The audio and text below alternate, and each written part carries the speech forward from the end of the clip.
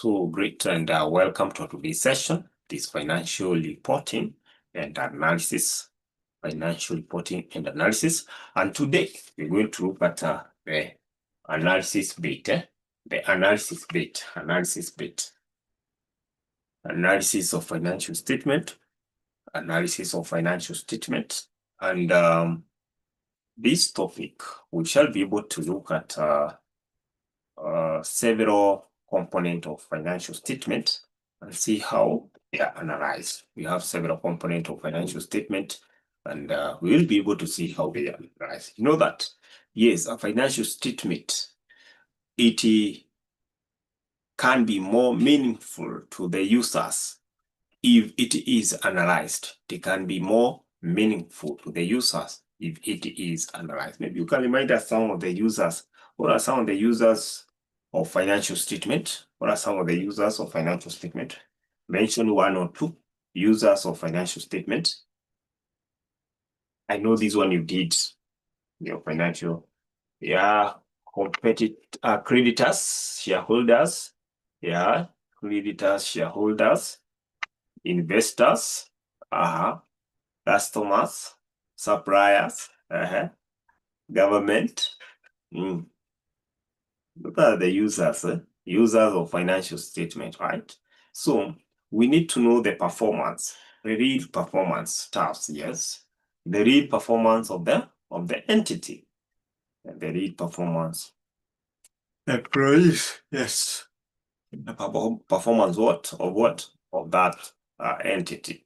Through that, investors are able to make decisions, or the prospective investors can be able to at least make a decision of whether they can invest in that company or not. So we have several components, almost 5 components of financial statements. Components of financial statement are 5 components.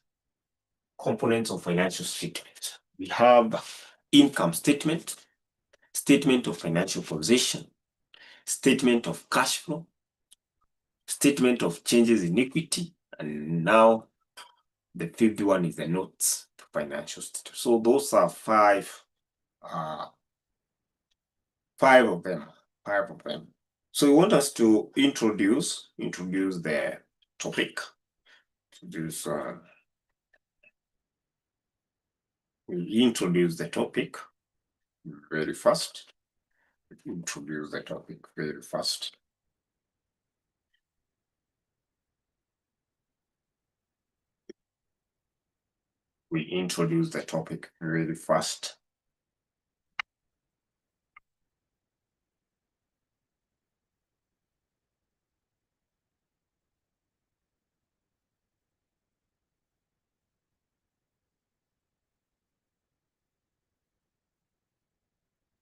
So you say that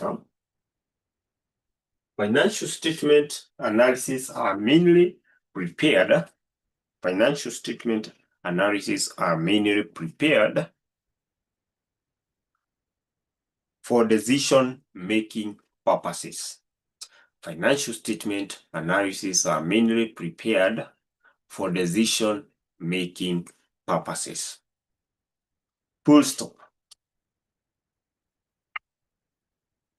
Financial statement analysis are mainly prepared for decision-making purposes. Full stop.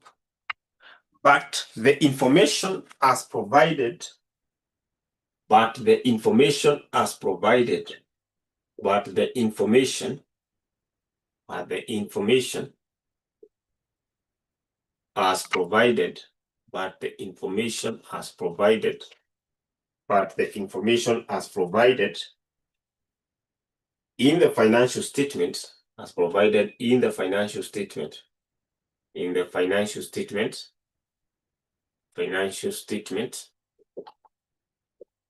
the information as provided in the financial statement is not adequately,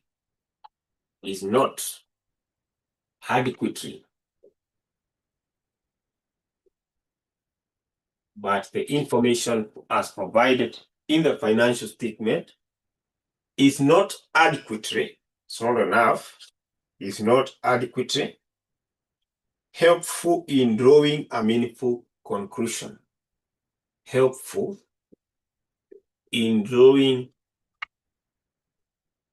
a meaningful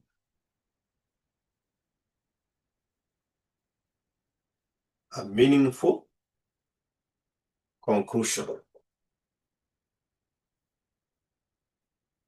Meaningful conclusion. Therefore, full stop, and then continue and say, therefore, an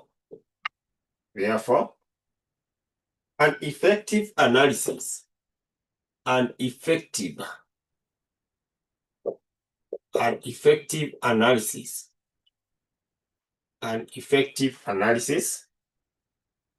and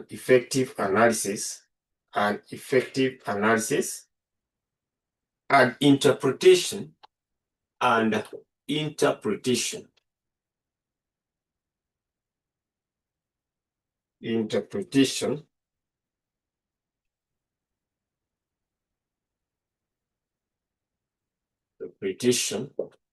effective analysis and interpretation of financial statement is required. Of financial statements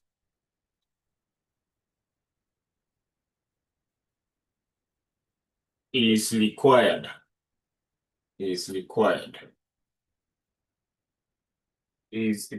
like that. Like that.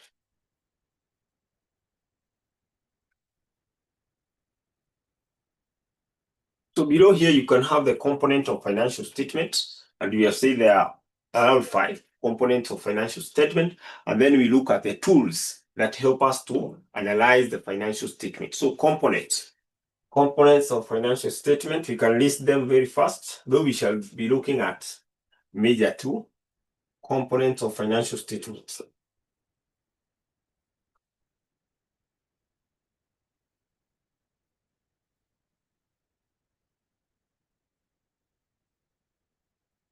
So tumesema tuko na gani na gani na gani? Income statement,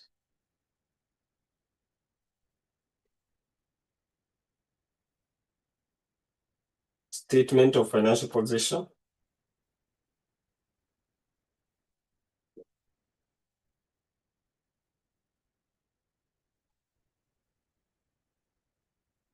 so we shall major on the 2, but we usually have cash flow statement. Cash flow statement. Cash flow statement number 4. Number 4. We have statement of changes in equity. Statement of changes in equity. Statement of changes in equity. Statement of changes in equity. Statement of changes in equity. And notes to financial statement. And notes to financial statement. Then we have the tools. Tools that are used in analysis. Tools of financial statement analysis. Tools.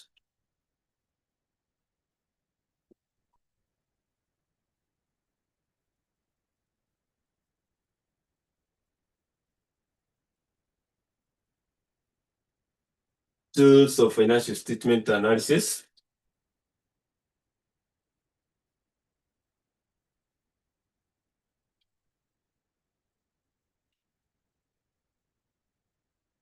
So we have 3 major tools. The first one is common size analysis.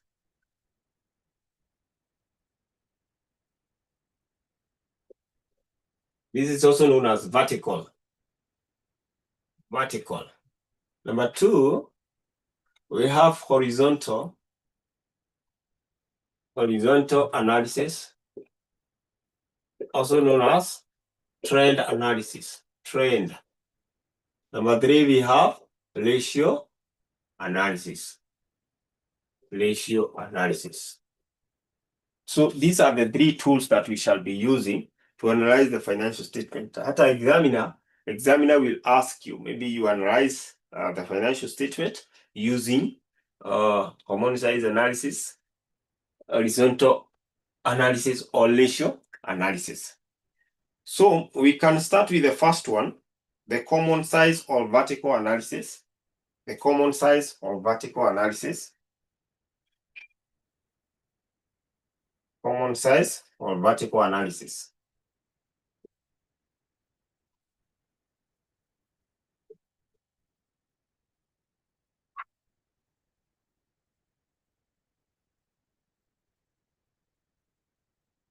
Common size or vertical analysis. So under this method, we shall be expressing all the items of income and expenses as a percentage of sale.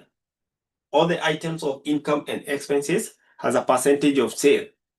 Whereby, if I'm having sale, I expect that sale to be 100%, because I just need to know which proportion is this expense as far as sale are concerned. If I deal with the admin expenses, I'll just pick that the item of admin, I divide with that of my sales, and then I multiply by 100 to get the proportion or the percentage of that admin cost, right? So if it comes to the income statement, we look at the total sales. So you express the item of income and expenses as a percentage of sale. On the other hand, we have a statement of financial position, that's balance sheet. We express all the items of asset and liabilities as a percentage of total assets. That's the only thing that you need to know. That as far as income statement is concerned, we express the items of income and expenses as a percentage of total sales. What about our balance sheet? We express all the items of asset and liabilities as a percentage of total asset, like that. That's all about this method. So you write and say, the common size statements, the common size statement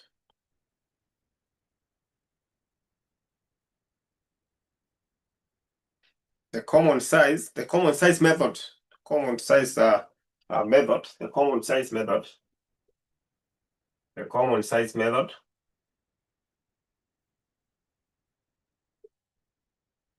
The common size method, common size method.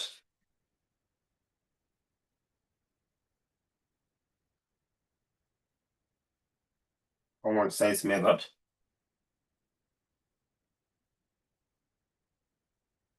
Help us to express. Help us to express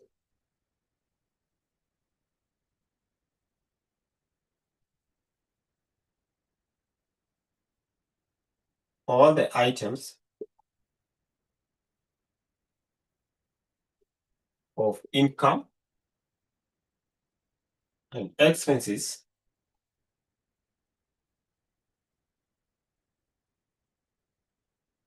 as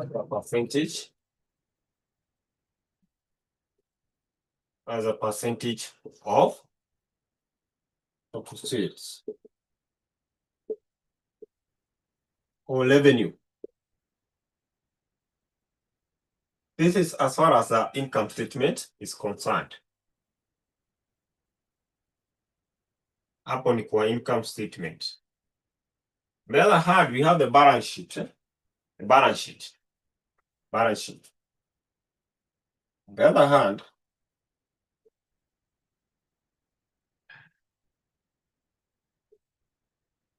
all the items of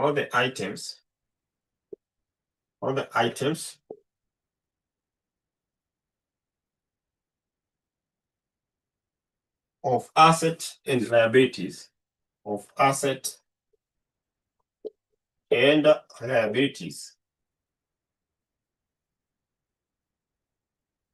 are expressed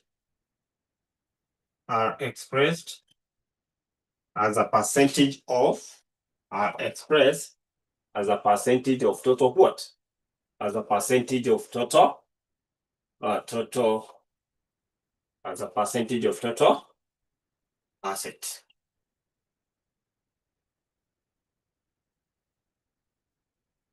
Expressed as a percentage of total asset. So that's the key point. That's what you need to understand. So if the examiner gives you a question, I want you to analyze the financial statement using the vertical method. Kindly remember that as far as the income statement is concerned, you're supposed to express those items of expenses and income as a percentage of total revenue or sale. On the other hand, when you're dealing with the balance sheet or the statement of financial position, those items of asset and liability should be expressed as a percentage of total asset. For example, for income statement, let's look at the income statement. Income statement like that. Income statement like that. So we have two companies.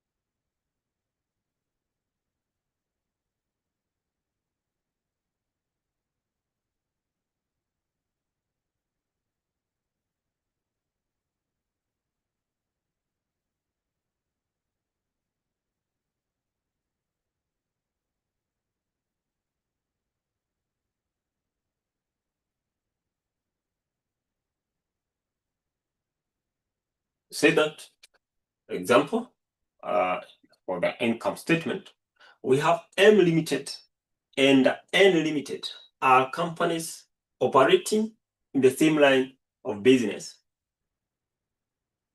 Below are the financial statements.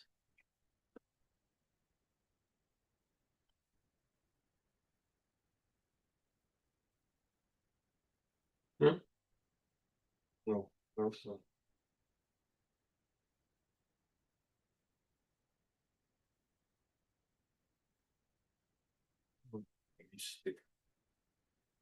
Okay, it's okay. I'm going to use all. I'll put both the balance sheet and the income statement. So I start with the income statement.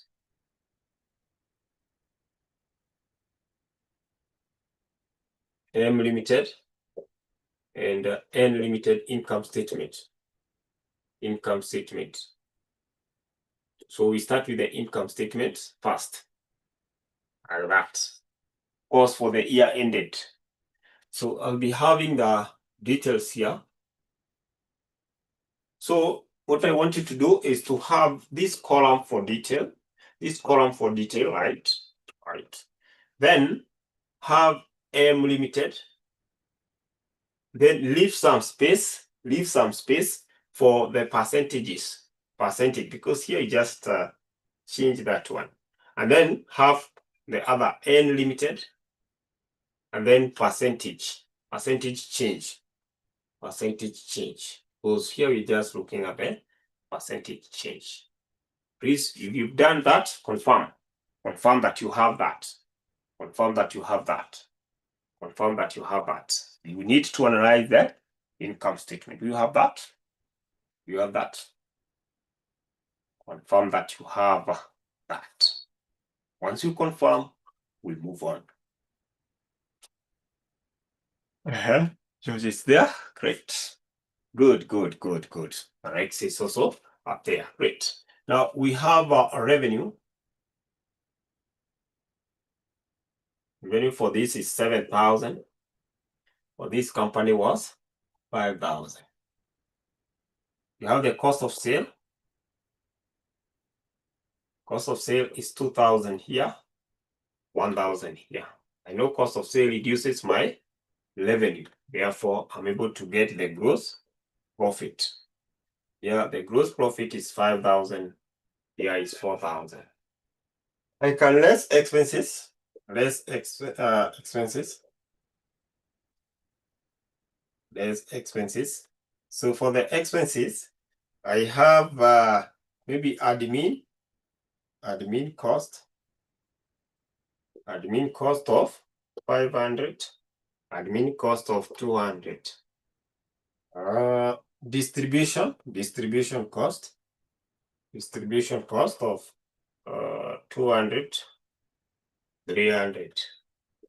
And that is it. I'll not put all the items because the treatment, remember that we said that all the items of income and expenses, items of income and all the any item here, we need to express it. Like for instance, if I want now to get the percentage of my revenue for M Limited, I just pick 7,000 divide by 7,000 times 100. What will I get?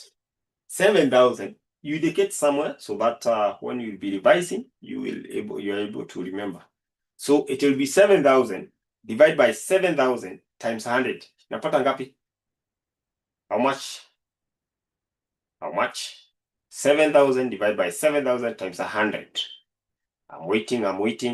100%. Yes, my revenue will always be 100%. Hata huku 100%. Tuna-analyze tukitumia nini? Tuna-analyze tukitumia vertical or common size method. Let's go to cost of sale. Ignore the bracket. I know cost of sale is a negative, right?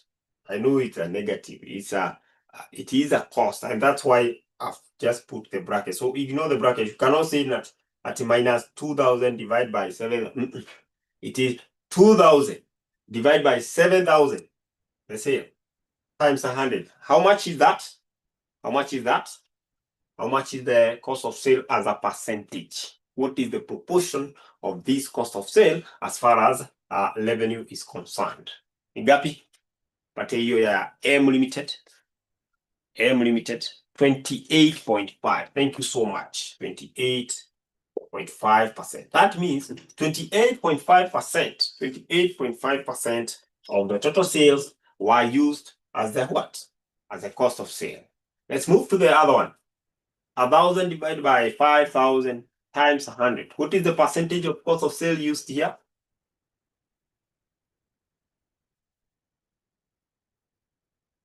What is the percentage? 20%. 20%. Remember we said all the items, even the gross profit, 5,000 divided by 7,000. Of course, it will be the difference between 100 minus kawaida tu. So itakuwa 80%. Hiyo ni 80%. You can confirm this divided by this times 100. This one toa hii. Hii tukitoa itakuwa ngapi jamani? 72.5.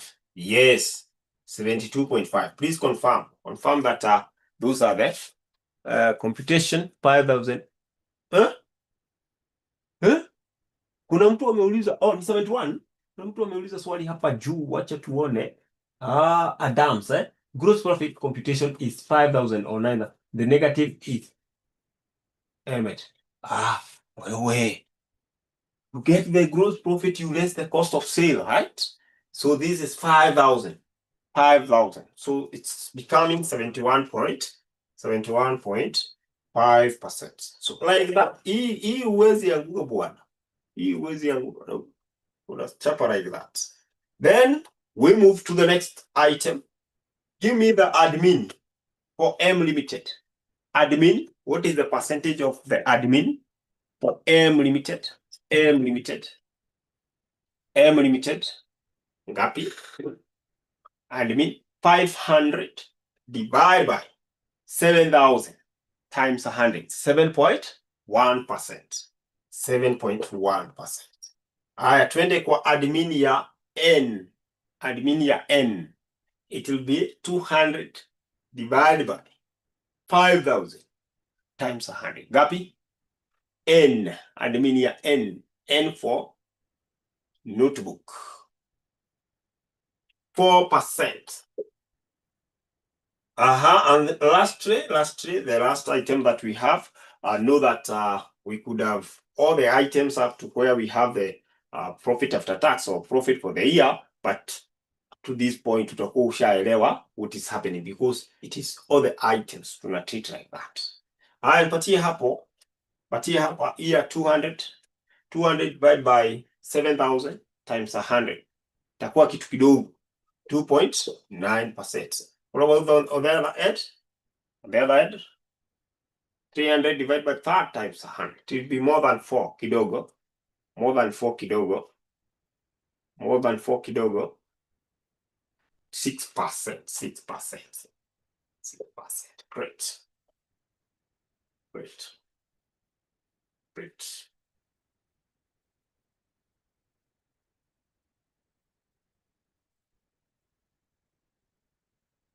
So, between the two companies, what is that last item in the income statement? The distribution cost. Distribution cost. Distribution cost. This one. Distribution cost.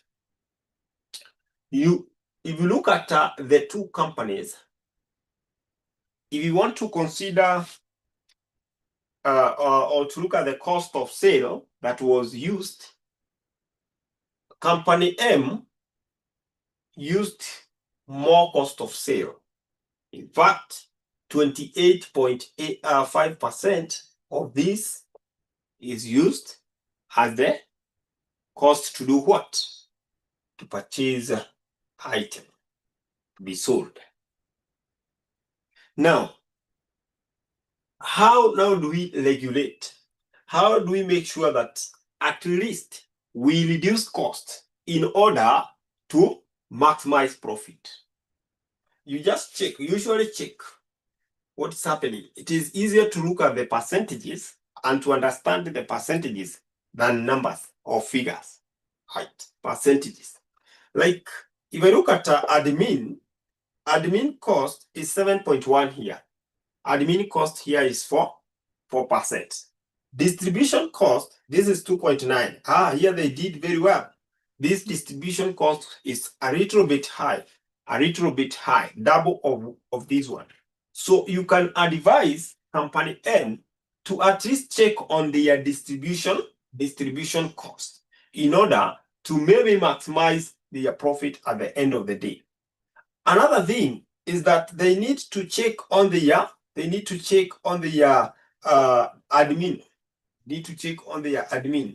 And as they check their admin, I know salary falls here.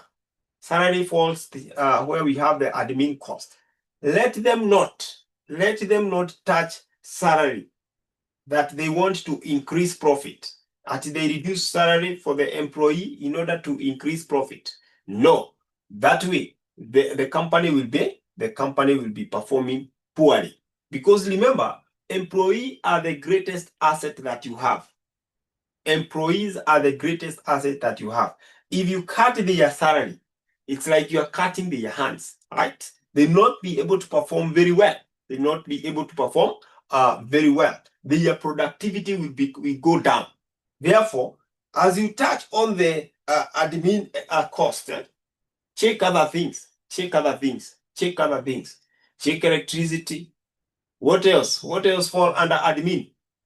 What else fall under admin that we can check instead of looking at the employee salary? What are some of the components of admin cost? Tuko na electricity, tuko na water. Check whether you can have a borehole, right? Have a borehole so that you don't pay a lot of money. Rent, also rent, So there are some of the things that you can check. Don't adjust the employee salary downward, expecting that the company will be performing well. No. They are the greatest assets in that company. In fact, without them, your company cannot generate any revenue. Generate any revenue. Generate any advertisement. No, advertisement go to distribution. Yeah? So you also need to check the distribution. So that's how now you go to the extent of elaborating and trying to let the financial statement make some sense. Make some sense. Class, are we together? Kwa pamoja? Are we together? Are we together? Are we together? Pamoja? Kwa pamoja? Are we together? Any question as far as that? That is how you analyze. And hakuna maneno mingi. That's how simple it is when you talk about the common size or vertical analysis. That's how simple it is. That's how simple it is. I want us to do that of balance sheet or statement of financial position. Let's do one of statement of financial position. Statement of financial position. Statement of financial position. Statement of financial position. Statement of financial position. A question there? A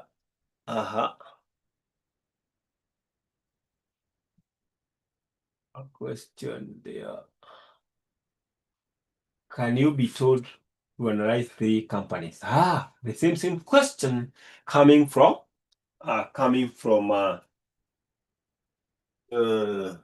yeah, if companies are in the same line of business, you can analyze. But I've never seen them bringing 3 companies. I've never seen them bringing 3 companies. But even if they bring 3 companies, it is possible for you to analyze. The procedure is the same. Just have to add the other company items here, and then the column for analyzing. Yeah, you can be brought. You can also be able to do that. So statement of financial position. So for the balance sheet, so still for N and M, so details. I have my M limited, percentage, kawaida to N limited, percentage, like that. Like that. Like that. So at this point, I can have the non-current asset. And current asset, land and building, motor vehicle, furniture and fitting. So land and building for M limited is 10,000. 5,000.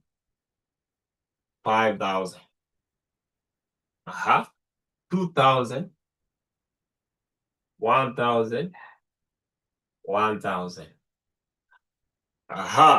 Current assets. Niko na inventory. Hata sitakuwa na cash. Kuna receivable pekee hivyo. Kuje niweke ngapi? 2,000. 1,000. Hapa niko na 500. 200. That.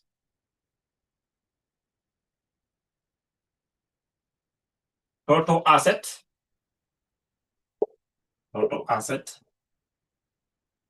So this is 23,000. This is 4,700. 4,700 total asset. So I can double line here, double underline there, and then I have finance by.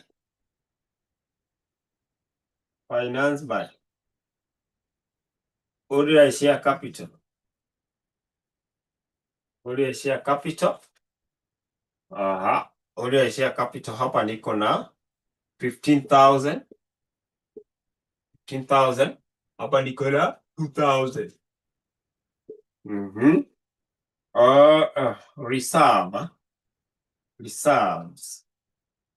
Reserves niko na ngapi? 3,000. Hesabu hapa niko na 7,000. 700, sorry. 700. Non-current liability. So long-term loan.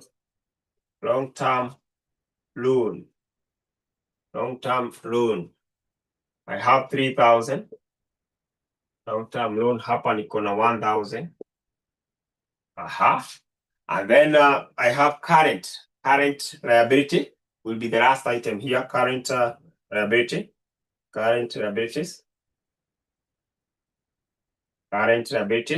I'll be having current liability, trade payable.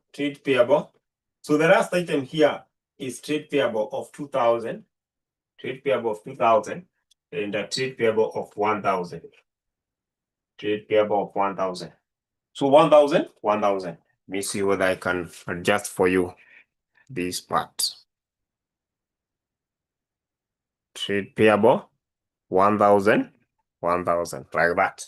So the last item here is 2,000, like that. Then the total, is it adding up? Total, is it adding up? Total. Together 15,000 in 18, 21, 23. Yeah, it's adding up 23,000. 23,000. No, the other one is 47, not 23.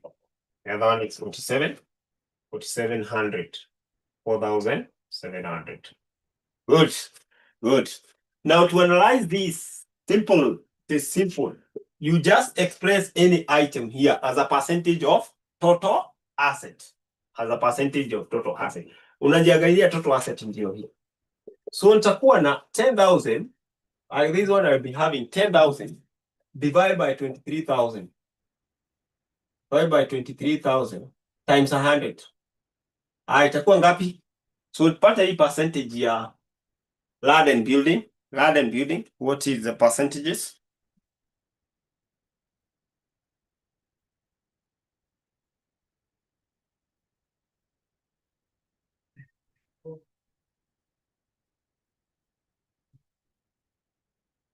%43 hapa. Haya, twende kwa nyingine. 2,000 divided by 43.5. Okay, 0.5. One decimal place itafanya kazi vizuri. 0.5%. Haya, twende kwa nyingine. 2,000 divided by 4,700. Hiyo ndio total asset ya hii. So lazima ukuwe ukiangalia each company iko na item yake. Each company iko na item yake. Each company iko na item yake.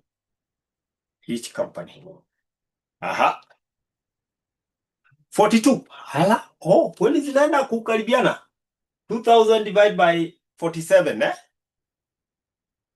42.6. George, hiyo yako ikwaje? Hii 42.6%. Hiyo napewa 42.6%. 42.6%. George, hiyo yako iko namna gani? Haya, twende kwa next. Twende kwa hii Twende kwa hii sasa, motor vehicle. 5,000 divided by, lazima reference yako ni total assets. Sawa. Haya. Sawa. Reference yako ni total asset. Nipatie hiyo ingine.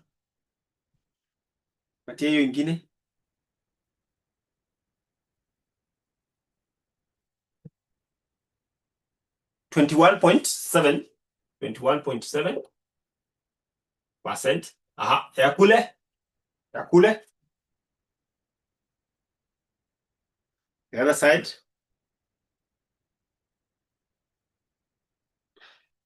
The other side.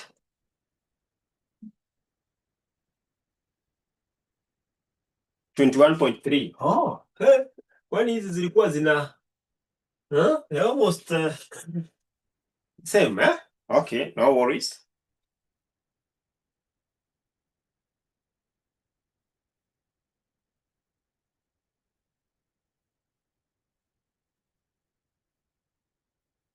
tuko hapa 5, this will be the same hii itakuwa same 21.7%. Hata hii ingine imekuwa rahisi sana, same for years, fixed cost sawa. Haya, twende kwa hii 2000 divide by 23. 2000 divide by 23, tuko pale hiyo ya 2000 divide by 23, 8.7%. Twende kwa 5000 divide by 47. 5000 divide by 47. 500 divide by 4700. Not thousand, it is 100. Pata ngapi? Unapata ngapi pale? Hapana, 500 itakuwa 10 divide by this. Si 10 ni mingi ama iko tu sawa? 500 divide by 4700 as a percentage ni 10.6.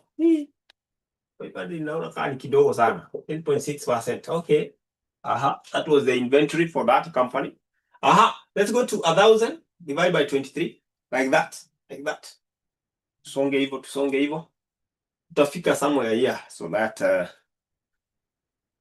nipatie hiyo ya 1000. 4.3%. Twende kwa, this will be 100%, of course. This will be 100%. Now our total asset ndio 100%. 200 divided by 47. 200 divided by 4700. 4700, yes. 200 divided by 4700. 4.2, 4.3, 4.3. People are giving. Zinimetoshana. Hii nayo. Aya. Can see something in the two companies. Can see something. So let's go to ordinary share capital. Ordinary share capital huku ni ngapi? Ordinary share capital. Ordinary share capital ni ngapi? Ordinary share capital ni ngapi? 15,000 divided by 23. Hiyo percentage iko juu. Itakuwa juu. It is even more than 43. 15,000 divided by 23,000. 23,000. Itakuwa ngapi? 65.2%.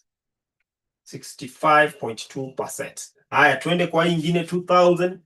2000 I had it somewhere. So it is 42.6%. Twende kwa reserves. 3000 divided by 23,000. Reserve. Tulikuwa na 3000 mahali? Hapana. Maybe if I add the two. I don't know whether it can work. Can it work? Ongeza hizi bili ikue 13%. Hiyo ni 13. Inaingiana. Thank you so much. 13%. 13%. Haya, 700 divided by 47. Tulikuwa na 7 bado. Maybe tuongeze hizi bili as well. It will be 14.9. Si ndio? Hizi nikiongeza hii na hii ni 7. So nikiongeza the percentages. 14.9. 700 divided by 47. 14.9. Yes. It's really working well. Then we had 3000 somewhere. 13%. And then 1000 tulikuwa nayo mahali 21.3%. 21.3%. And then 2000 tulikuwa nayo mahali 8.7%. 8.7%. And this total liabilities is 100%. Tumemaliza.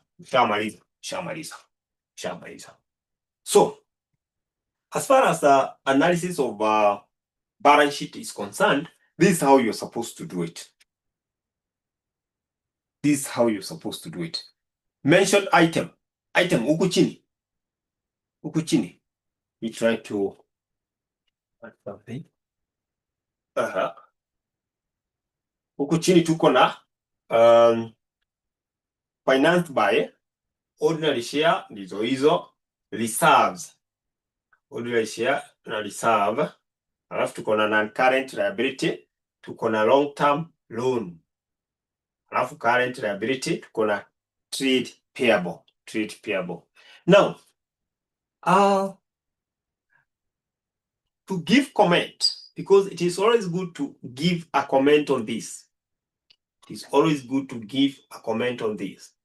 When you look at the land and building, or when you look at the asset of this company, the two,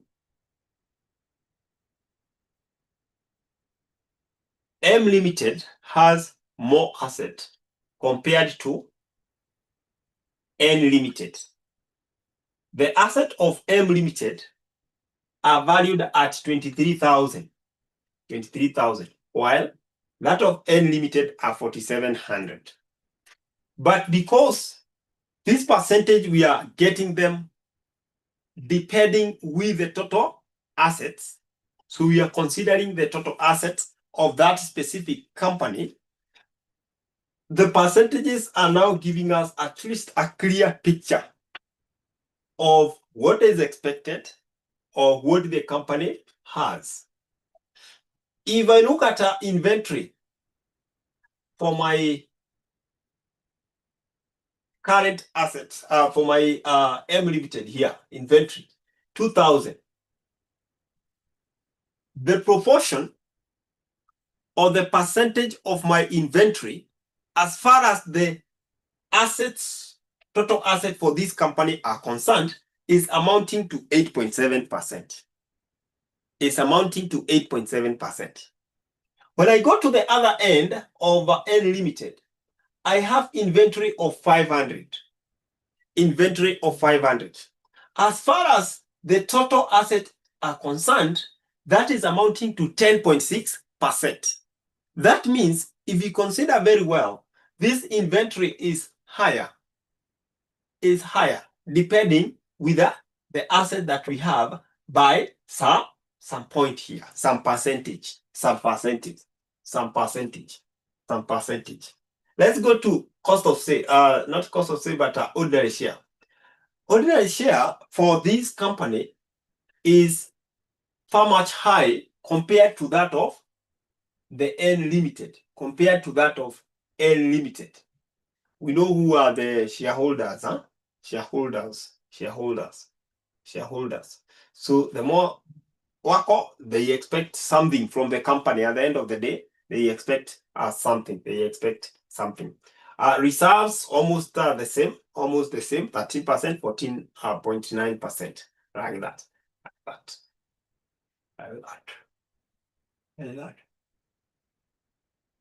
So class, that's how you analyze the financial statement. While using the vertical method. That's how you analyze the financial statement while using the vertical method. Tuko pamoja. Can we look at the horizontal method, and then we move to looking for more illustration.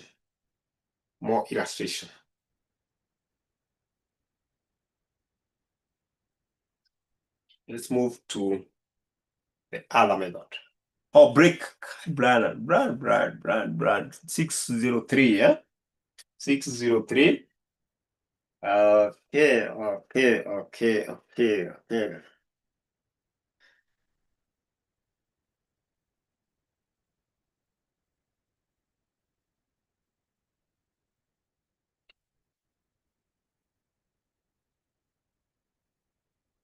Okay, so class,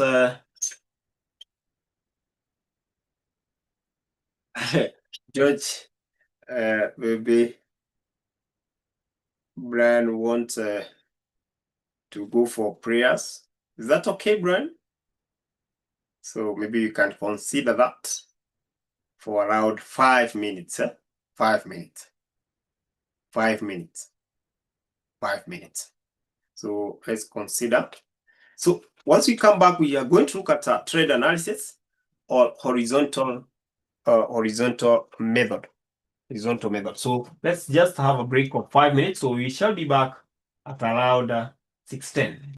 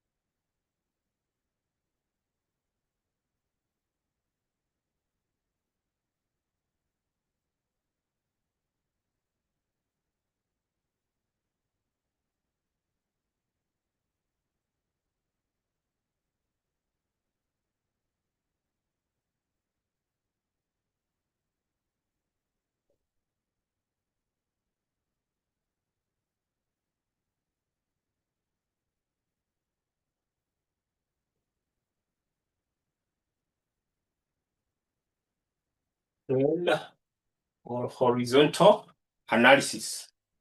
Once you get a percentage change, are you supposed to comment for every item? Not really, not really, not really, not really, not all the items. You just check those items that have greater impact, those items that have greater. Sometimes examiner will suggest for you to comment on several items. So examiner will guide you. Examiner will guide you. Maybe comment on the gross profit, comment on the cost of sale. So examiner will guide you. Thank you for that question. Thank you for that question. Good. Now,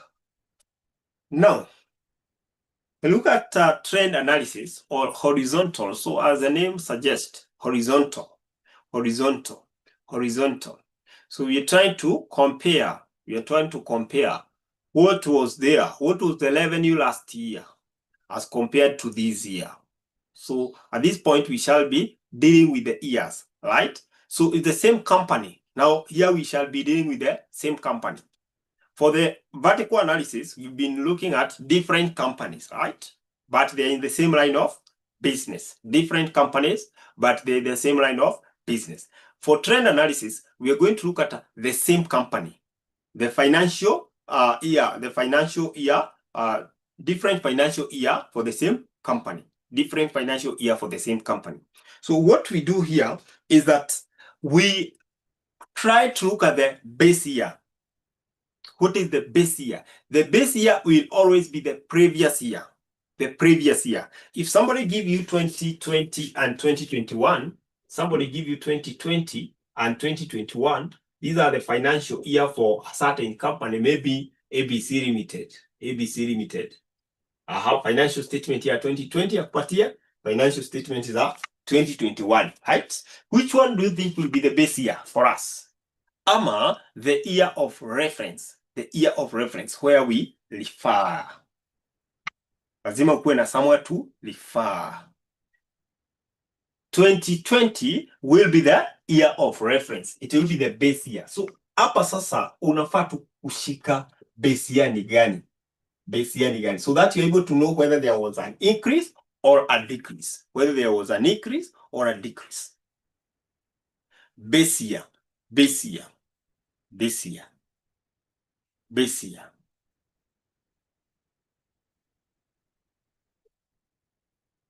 Okay, maybe you can have some literature kidogo hapa. You write something and then we have an example. So you say that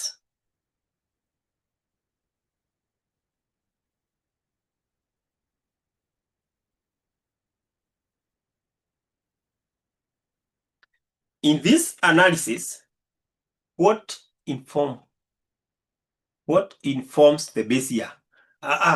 Okay. This is Vincent.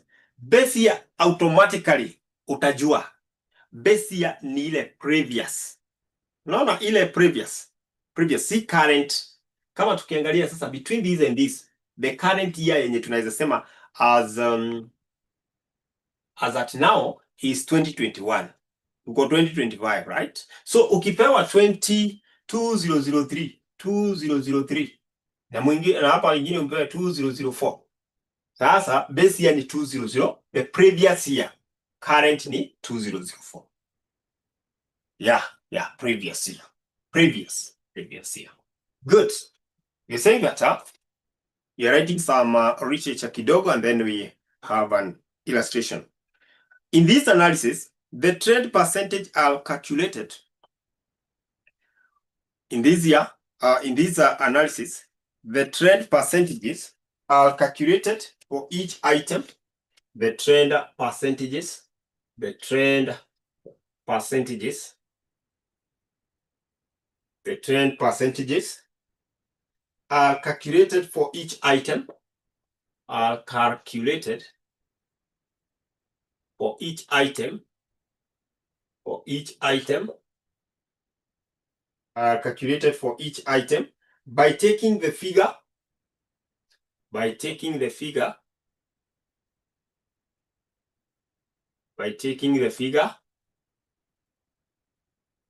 Of that item for the base year taken. The figure of that item.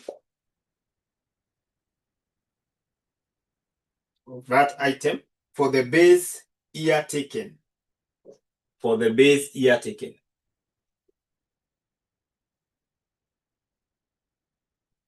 Nitakuonyesha kwa mfano. Generally, the first year is taken as the base year.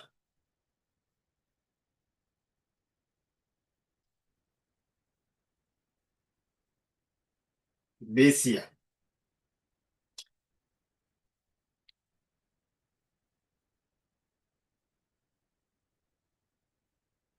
The analyst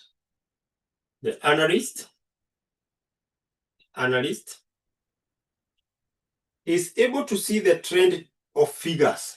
We shall be able to see how the figures are going.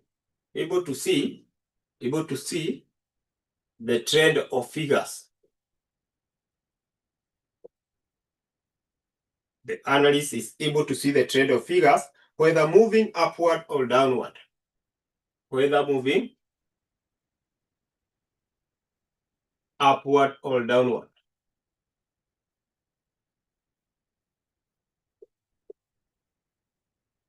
Yes.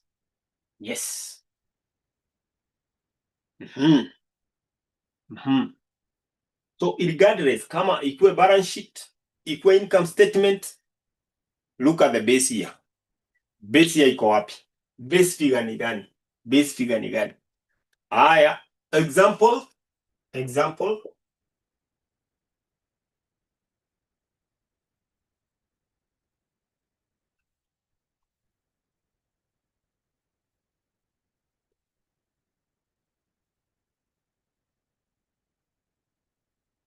Below are the financial statement of ABC Limited. ABC Limited. Analyze them. Analyze them using horizontal method.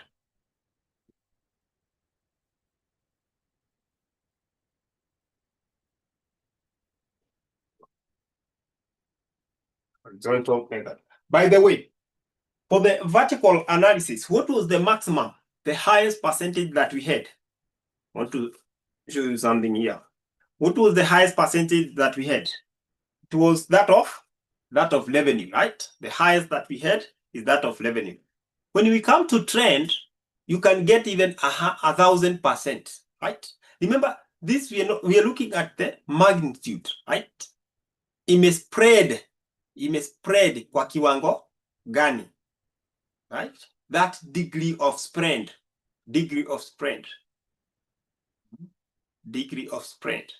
Kiwango. Your change.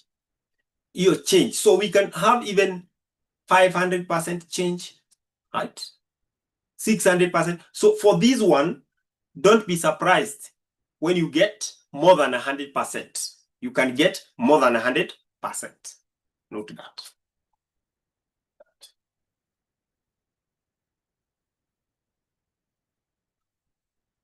So let's have the format kidogo kabla tuone swali. Format kidogo, so that the format utakuwa kutumia format kidogo. Format kidogo,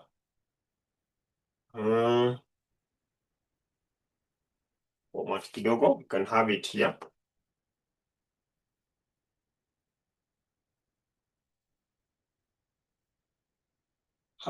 This one, details. So more space should be on your right, more space. Kampuni zinakaribiana, miaka zinakaribiana, so more space. So you'll be having maybe revenue for year 2019, 2020, like that. So revenue yako hapo, like that. Then unasema kama kulikuwa na increase ama decrease. increase ama decrease. Compare between this and this, was there increase or decrease of revenue? Unasema hapa kama ni increase unaweka positive, kama ni decrease unaionyeshaga hapa na negative, unaweka bracket kama ni decrease. Sawa sawa. And then mwisho ndio tunaweka percentage. Mwisho tunaweka percentage change. Percentage change. Of course, it will be to get the percentage change, class, to get the percentage change, you pick from here. Whatever that you got, if it was an increase, unachukua hiyo value, the value of increase itself, divide by the base year value or base year amount, right? If it was a decrease, you do the same. But remember, don't put the percentage as a negative. Hapana. Si ushaonyesha hapa, ushaonyesha examiner hapa using a bracket that it was a decrease. So for the percentage, just put it. Vile unapata, we shall be able to know that it decreased with the percentage that you give there. It decreased with the percentage that you give there. So hiyo ndio ka format inakaa hivyo. Hiyo ni one item. I've just put one item.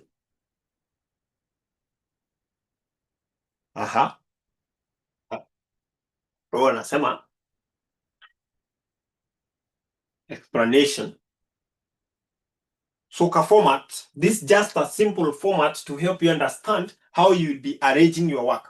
When it comes to trend analysis or horizontal, you see we are doing it in a horizontal manner. Hata ningekuja na cost of sale hapa, cost of sale hapa nitapata item like that. Kama ilipungua ni sawa, nitaweka alafu nitapata total. Ona. So unaziandamanisha hivyo. So to get the percentage ndio nimesema kwamba kindly don't put it as a negative huku. Kama ilipungua, kama ilipungua usiweke kama negative. If you say it decreased ni sawa. Inatuonyesha kwamba it decreased. That's okay, that's fine. That's fine. Then gross profit the same.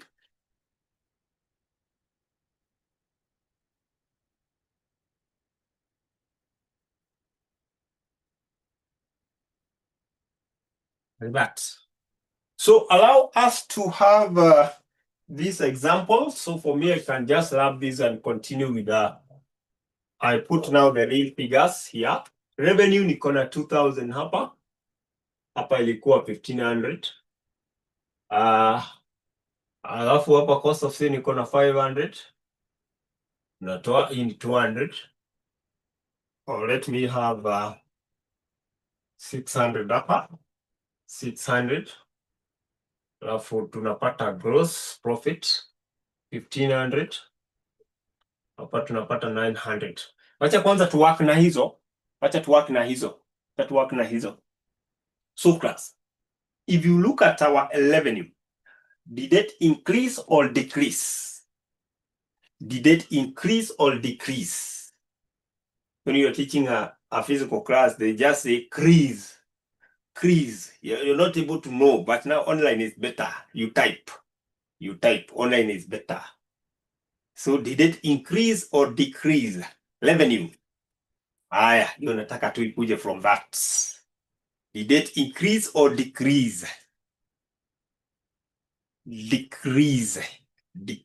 People are saying decrease. In 2019, which is the previous year, the revenue was 2000. In 2020, the revenue dropped to 1500. So it decreased. Sasa, what is the amount of decrease? What is that value of decrease? 1500 minus 2000. So it will be negative 500. Hapo ndio unaletaga negative. Sawa. Muhimu sana. So what is the percentage decrease? Now the percentage that we shall be having there, it is percentage decrease of our revenue. What is the percentage decrease? 25%. Thank you so much. Hii ni rahisi sana. Ukishajua inakuwa very, very simple.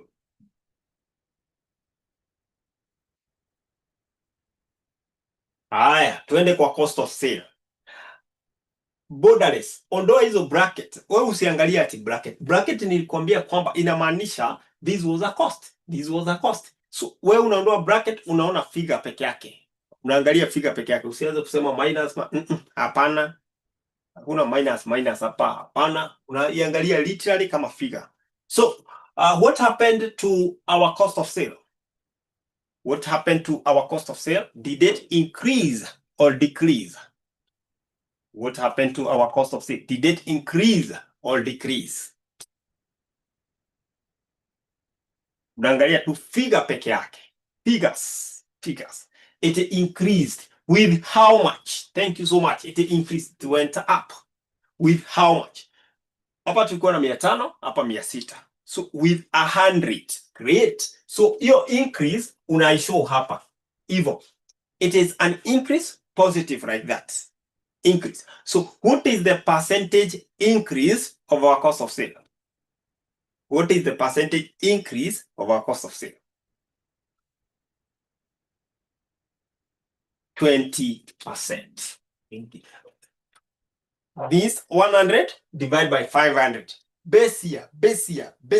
Don't divide by ati kwenye tuko current year. No. Base year. 20%. And then we go to the cost, the gross profit. What happened to the gross profit? Decreased or increased? Of course, these are decrease with 600. Decrease, na 600, give me the percentage. It's a decrease, therefore I need to put a negative like that. Give me the percentage decrease for my gross profit. Percentage decrease for my gross profit ni ngapi? 40%. Hivyo. That's done. Hivyo ndivyo unafaa kufanya. The same case apply when you go to the balance sheet of the same balance sheet. Ama statement of financial position. Nimekuwa tuna hizo item chache, but remember you can have all the items treated like that. So balance sheet hapa, details kawaida, and current asset 2019, 2020, increase, decrease, percentage change. So non-current asset naweza kuwa maybe na PPE 7,000, 10,000. Niko na motor vehicle 2,000, 1,500 vehicle, and so on.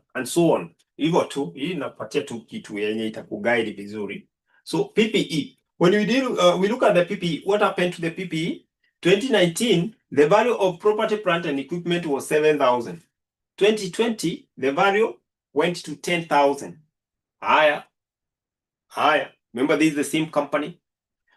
Was there an increase or a decrease? This is an increase. With how much? 3,000.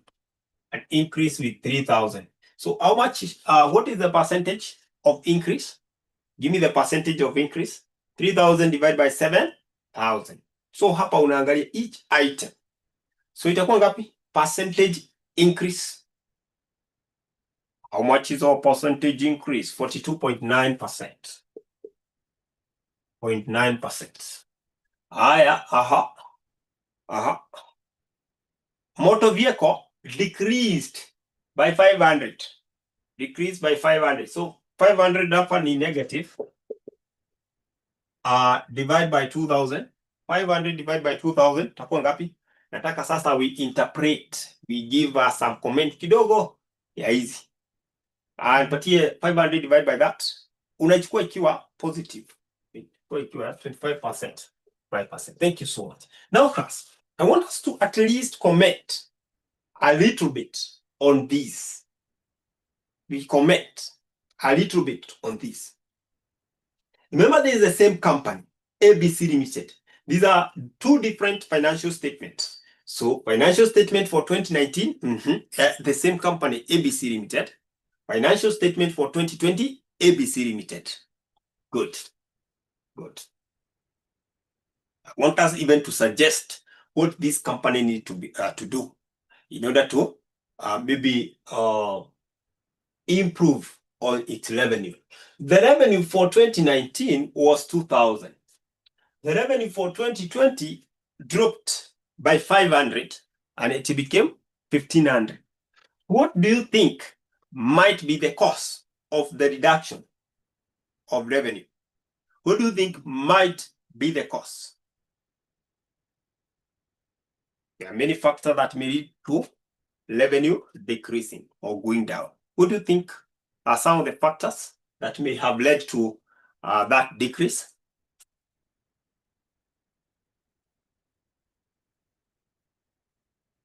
What do you think? A decrease of 25%. Just imagine 25%. Inflation rate. Inflation rate. Okay. Inflation rate. Yeah, we can also have a factor like pandemic, the COVID-19. You can say it is strike hard on that. Political instability, yes. Yeah. Sales on credit, yeah. And those sales, maybe they were not recovered. Yeah, when you say on credit, and your credit customer does not pay, where depreciation, revenue, customer preference changed, yes. Investment on assets. Customer preference changed sour. Investment on asset, please convince me how. HP, investment on asset. Tuko hapa, tunaangalia hii item kwanza, revenue la. Investment, if we invest, I expect that at least even revenue itaenda juu kidogo, because before we invest, we analyze. Before we do investment, we do analyze the project. So those are some of the factors that would have caused the reduction of revenue in this company. So as a financial analyst or a financial reporting a student, you can be able even to advise this company on what they need to do in order to recover their revenue back, or to get to where the revenue was, and even earn more. What are some of the suggestions that you can give them? So you can tell them maybe to avoid selling on credit, or to have a credit policy, right? A credit policy, a policy that encourages their credit customers to buy, to pay on time, right? So you can advise, depending with that analysis, you are able to see what that can be done. Then they made a very big mistake when we go to the cost of sale. Which mistake did they do? They made this company in 2019, 2020. I wonder those people who are in the management, more so in the finance section, there was a problem. So which mistake did they do? When you look at the cost of sales, the cost of sale, you see, in the previous year, it was 500. Now in this 2020, the cost of sale went high to 600. 600. So they were not able to manage their cost of sale. If the profit, they found that revenue has decreased, they could have regulated or managed their cost of sale in order to make sure that the profit at the end there is not much affected. Because this one will affect the profit, the total profit that we shall get at the end of the day. And that's why you see even the gross profit is down there. Let's look at the PPE, the balance sheet, statement of financial position. If you look at the PPE, in year 2019, they had 7,000, or the PPE, property, plant, and equipment, worth 7,000. In the year 2020, they had PPE worth 10,000. What has happened? What do you think has happened? What do you think has happened? What do you think has happened? Ilikuwa hii, they have purchased, wamenunua, PPE, property, plant, and equipment, wamenunua. There's an acquisition of PPE, right? Wame acquire PPE. Maybe now they've seen that during that year, we need to add something in order to increase on production, increase on production. So at least they are now coming up well. They are now coming up well. Now coming up well. They're now coming. Maybe they bought towards the end, probably towards the end of the financial year. Motor vehicle, 2,000, and then 1,500. What do you think might have happened? Depreciation, yeah, depreciation, disposal. Maybe wakauza motor vehicle worth 500. Of course, this should be in millions, either in millions or in thousands. Millions. Motor vehicle worth 5,000. So either waliuza, either it depreciated, and that's led to the reduction. That's how you analyze. That's how you analyze. Let me maybe put another item here. I don't know. I want to have a percentage which is more than 100. Here I have furniture and fitting. 1,000.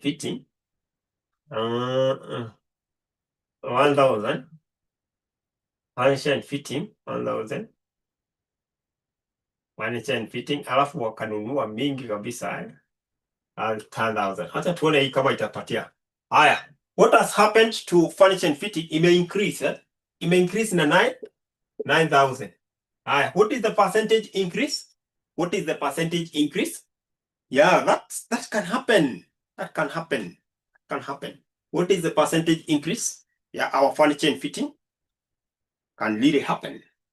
9,000 divided by 1,000 times 100. Takuwa gapi? 900%. Nilikuwa nataka hiyo. Yes. Ili hata kwa mtihani ukifanya hesabu yako, if you deal with the trend analysis kindly, hata ukipata 1,000%, know that you are in the right track. You are on the right track. On the right track. You can get more than 100. For trend, we're looking at the degree of change there. The degree of change. Degree of change. So are we all together? Sasa ukipewa swali unaweza fanya. Are we together? For the ratio, hiyo sasa tutaiangalia baadaye. Leo nataka tusimamie hapa hivi. So tufanye sasa exercise. Are we together? Are we together? Are we together? Are we together? Who have come across a question on this? Who have come across a question on this? Let me try and okay.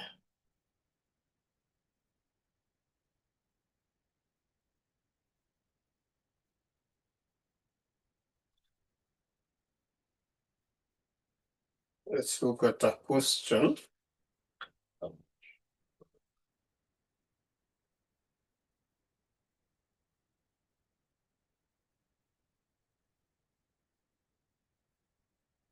December 2023.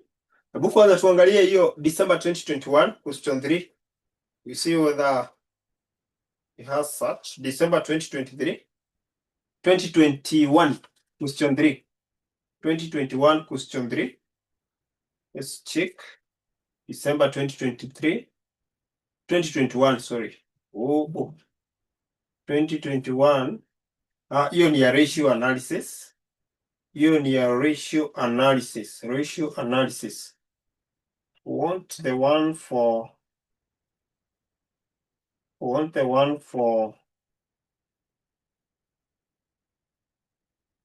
either common size.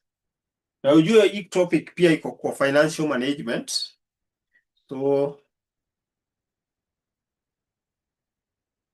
look at the question.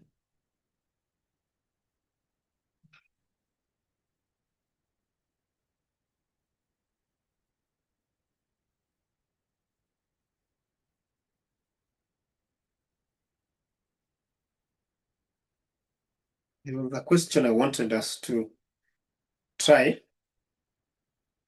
We have seen one question. Zinafanana hizi maswali, so tutazipata tu.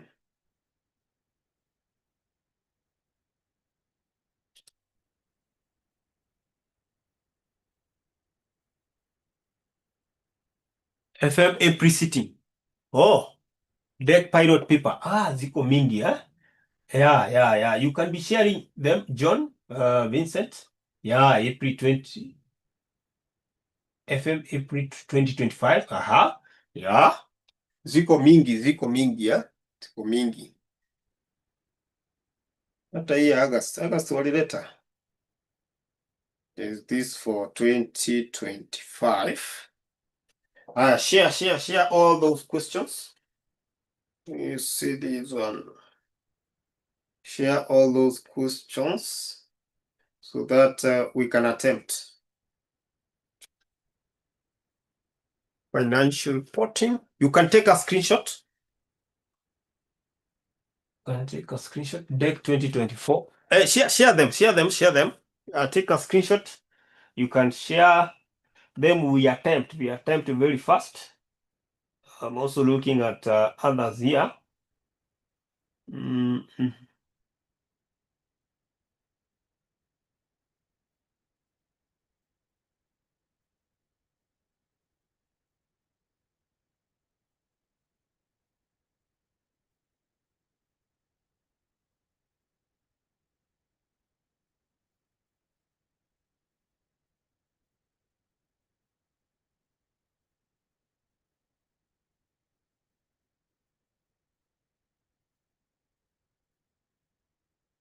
We share all those past paper with such questions. That for April 2025.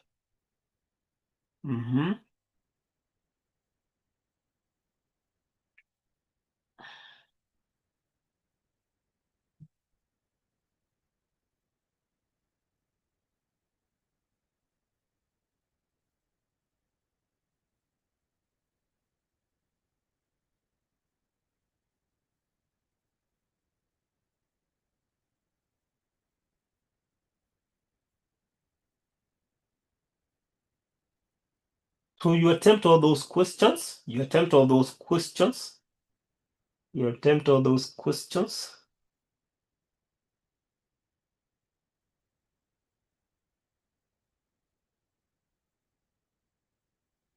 Yeah, that for April is a nice one. Venture capital.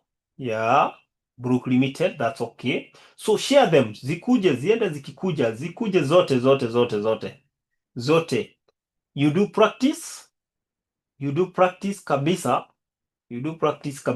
Zikuje zote. So that now when we meet next, itakuwa kuangalia nini? Itakuwa kuangalia the ratio analysis.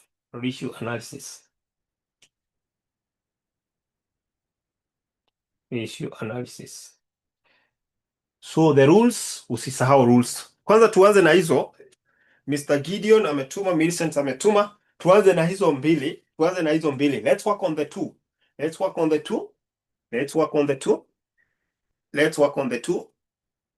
So once you're done, please share.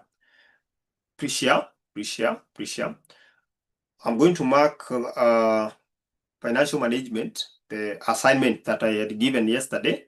I'm going to mark. I saw several people have shared their work. I'm going to mark. So kimaliza hizi pia natuma. So that is what you're going to do. Next time we meet, we shall be looking at ratio analysis.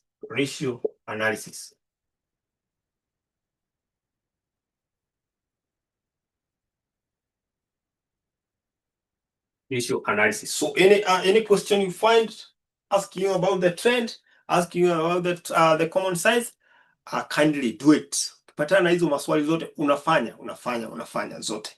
Practice, make perfect. Otherwise, that marks the end of our today's session. Thank you so much for having time to attend and sacrifice for that. allow us to end at that point. Goodbye. Have a blessed day. See you tomorrow.